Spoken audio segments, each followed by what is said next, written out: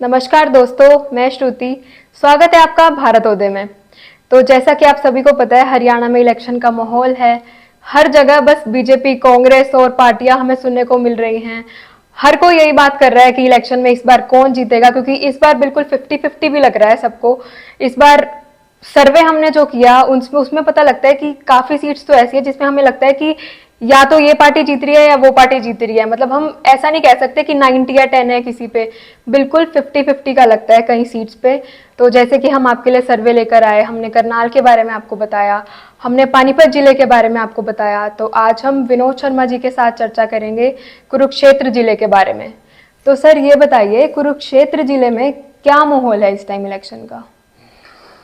कुरुक्षेत्र एक धर्म क्षेत्र जिसको बोलते हैं, जहाँ पे धर्म क्षेत्र कुरुक्षेत्र। महाभारत का युद्ध हुआ था, ऐसा एक स्थल है कुरुक्षेत्र जिला।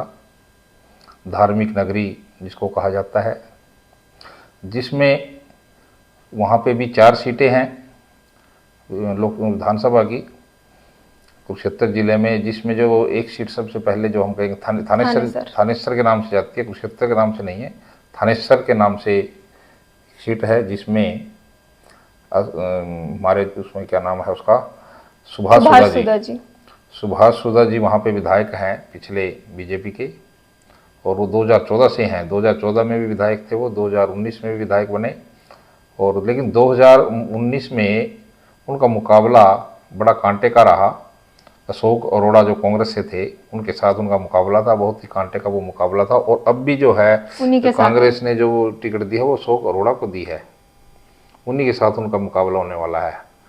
तो मेरे ध्यान है उसमें जब काउंटिंग उनकी चल रही थी, कई बार 100 करोड़ा को जीता जा रहा था कि वो आगे चल रहे थे, लेकिन अंत में जाके 500-700 ही वोट से सुभाष सुधा जी वो चुनाव जीतते थे। और अब सुभाष सुधा जी जो है अभी मंत्री बनाया गया था, उनको शहरी आवास मंत्रालय उनको दिया गया था।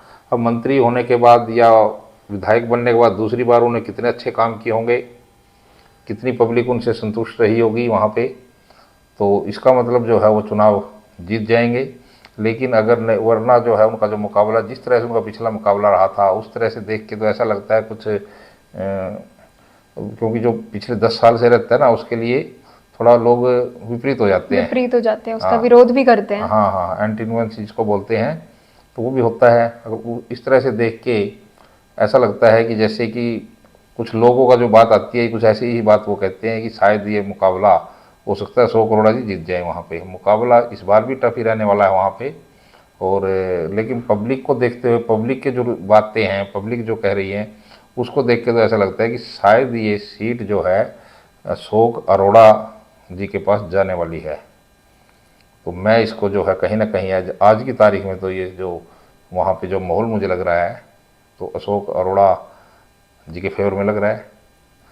तो इसी प्रकार से एक दूसरी जो अगली जो सीट है, मैं उसकी चर्चा करूंगा, जो सबसे हॉट सीट है, हरियाणा की हॉट सीट, क्योंकि वहाँ से मुख्यमंत्री जी चुनाव लड़ रहे हैं और वो सीट कुरुक्षेत्र में ही आती है।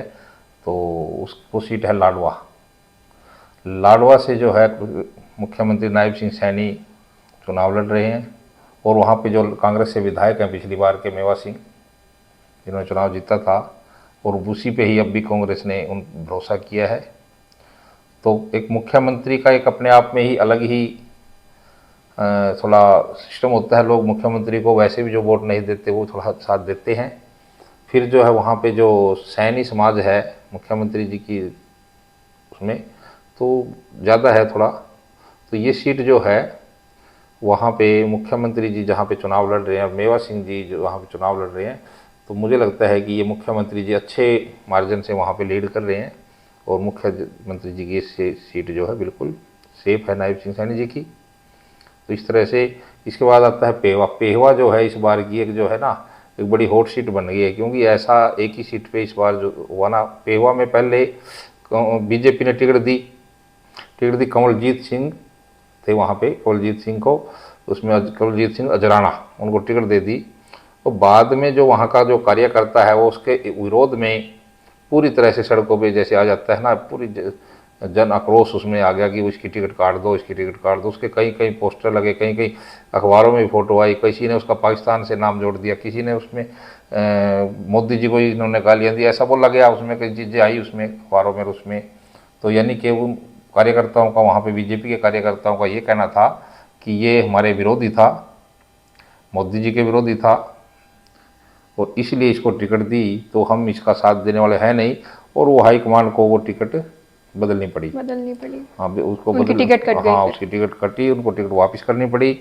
और वापस करने के बाद उनको जो टिकट है वो चेंज हुई, क्योंकि वो टिकट जो है, इससे पहले जो वहाँ पे विधायक थे, वहाँ पे खिलाड़ी थे वो हॉकी के अपने पुराने, उसमें मनजीत सिंह, उनको टिकट थी, उनके ऊपर भी कई इल्ज़ाम लग गए थे, उसमें पीछे केस चलते रहे हैं उन पर थोड़ा, इसलिए उसकी टिकट काट के उसको दी थी अजराना को। लेकिन फिर अब उसकी जो टिकट जो है काट दी गई है, और काटने के बाद वहाँ पे जो टिकट दी गई है जय भगवान शर्मा को, डीडी के नाम से उसको बोला जाता है पेवा में, तो उनको जो टिकट दी गई है।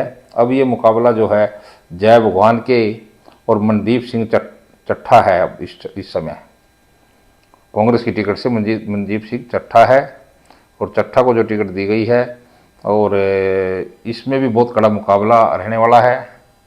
तो इस मुकाबले में अब कार्यकर्ताओं की जो शिकायत थी बीजेपी के, तो वो तो पूरी पार्टी ने कर दी। अब वो कार्यकर्ता कितना अपने हाईकमांड पे खरा उतरेंगे, अब ये अब देखने वाली आगे बात रहेगी कि चट्ठा जी जीतेंगे, जय भगवान जी जीतेंगे।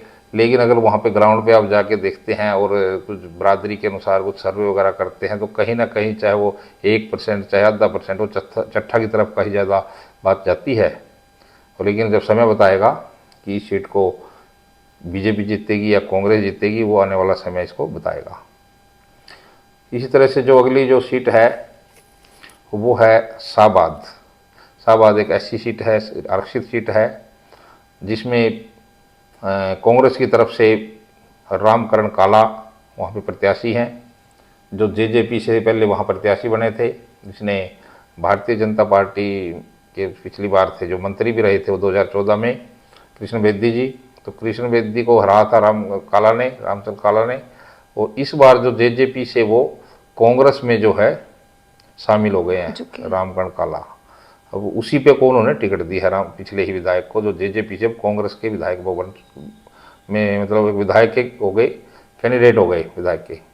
तो इसी तरह से जो है भारतीय जनता पार्टी ने जो टिकट दिया हुआ है सुभाष कलसाना, वहाँ पे जो विश्वास जताया है सुभाष कलसाना में। कृष्ण बेदी जो मंत्री रहे हैं पहले, वो टिकट वहाँ पे टिकटार्थी थे, लेकिन उनको टिकट नहीं मिली, उसका कुछ विरोध का भी सामना उनको देखने को मिला था। उनको कहीं और दूसरी जगह से, शायद नरवाने से टिकट उनको दी गई है। तो इसलिए ये सुभाष कलसाना और रामकरण काला, इन दोनों के बीच में वहाँ का मुकाबला रहने वाला है। बीच में दूसरी जो पार्टियाँ हैं, पिछली बार तो ये सीट जेजेपी के पास थी, अब इस बार जेजेपी का वहाँ कुछ होने वाला है नहीं कि जेजेपी सोचेगी कि पिछली बार मेरी सीट थी, हम कहीं आएंगे मैदान में, ऐसा है नहीं। तो ये भी जो जेजेपी के विधायक थे वो कांग्रेस पार्टी ज्वाइन कर चुके हैं। ये मुकाबला वहाँ पे और केवल कांग्रेस और बीजेपी के बीच में ही रहने वाला है। और जिसमें मैं अगर वहाँ की बात की जाए तो ऐसा लगता है कि शायद दूसरी बार जो है रामकरण काला वहाँ से शायद विधायक बनने वाले हैं, ऐसा लगता है। बाकी जैसे जैसे चुनाव चलेगा तो समय बताएगा कौन व्यक्ति कितनी मेहनत आगे करेगा, कौन व्यक्ति ने कुछ चुनाव के बारे में कैसी कैसी स्ट्रेटजी बनाएगा, कौन आगे जाएगा, कौन पीछे जाएगा। छोटी छोटी बातें चुनाव में होती हैं, अपने कार्यकर्ताओं को खुश करना, जो ज़्यादा कार्यकर्ताओं के साथ मेल मिलाप कर जाएगा, उनको रुस्से को मना लेंगे। दोनों पार्टियों के जो लोग हैं, जितने भी रुस्से कार्यकर्ता होते हैं, उनके घर जाएंगे, मनाएंगे, उनकी समस्याएं सुनेंगे, उनको मान सम्मान देंगे। तो कई जो पार्टियां हैं इस तरह से करेंगे तो वो हारा हुआ चुनाव भी जीत लेती हैं, लेकिन जो इसमें पिछड़ जाएगा तो फिर वो पिछड़ा ही रहेगा। इस बार पार्टी के कुछ कैंडिडेट्स के बीच में निराशा भी देखी गई है, जिनकी टिकट कटी गया है। ये तो सभी, ये दोनों पार्टियों में हुआ है, और दोनों ही पार्टी ने अच्छा मेल बिठाया, एक दूसरे को टक्कर दी है बिल्कुल टिकट्स देने में भी। हाँ, अच्छी जो है मेल किया है, अच्छे चुन के जो उन्होंने कैंडिडेट उतारे हैं दोनों पार्टियों ने। और अब तो जो है कल उसमें 16 तारीख तक के जो है कुछ आज़ाद उम्मीदवारों ने भी जो पर्चे भरे हैं, उसमें उनको भी चिन्ह मिल जाएंगे। हो सकता है कोई ना कोई आज़ाद जो है इनके बीच में, जो हमने बात किया, कोई ना कोई ऐसी मेहनत करके कोई जो आज़ादी आगे निकलने की कोशिश कर दे, मुकाबला तिकोना बना दे कोई, या किसी दूसरी पार्टी का जो कोई मुकाबला बना दे, वो 2-3 दिन में वो भी क्लियर हो जाएगा।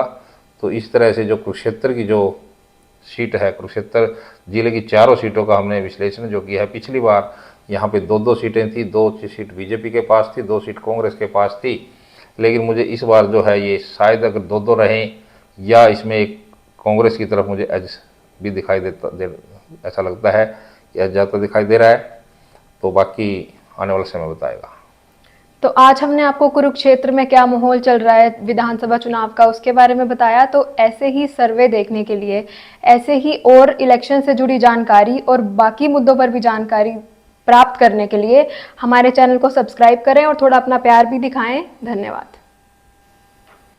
दोस्तों, आप भी हमें कमेंट करके ज़रूर बताएं कि आपको कौन सी सीट पर किस उम्मीदवार का पलड़ा भारी दिखाई देता है, तो हम सबके कमेंट्स देखेंगे।